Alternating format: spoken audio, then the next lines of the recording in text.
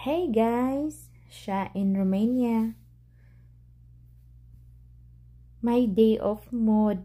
Andito lang ako sa room ko. So itong room ko, bago lang to at may cover pa oh. Yung bed ko is bago at lahat ng nasa loob ng kwarto is bago. So hindi ko ni-remove. Hayaan ko na lang yung cover na yan dyan. So, ito lang, ano lang ako dito is, yung visa ko is tourist visa pa. So, ito yung mode ko dito pag day off. Gusto ko lang magstay sa room. Ayaw kong lumabas, ganon. Ayaw kong maggala. Andito lang, yun lang gusto ko sa buhay pag day off.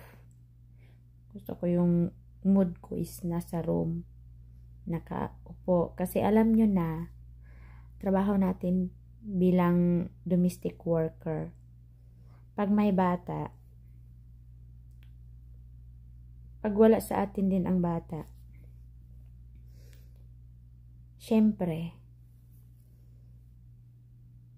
trabaho din natin yung ligpitin yung mga kalat, maghugas ng pinggan, mag-fix ng kwarto, maglinis. Yun, pag wala sa akin yung bata. Pero yung main trabaho ko is bata. Kasi maliit pa yung bata. Mag-2 taon pa lang. So, ngayon, syempre, pag ganyan ang edad, dobling ingat tayo. Kasi, alam nyo na, pag sa trabaho dapat focus. Yun ang nakalagay sa kontrata natin. Kaya, consume energy.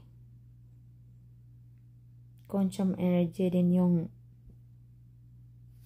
yaya nyo. At ito na, pag mag-day off, ito na lang ang gusto kong mode. Nakaupo.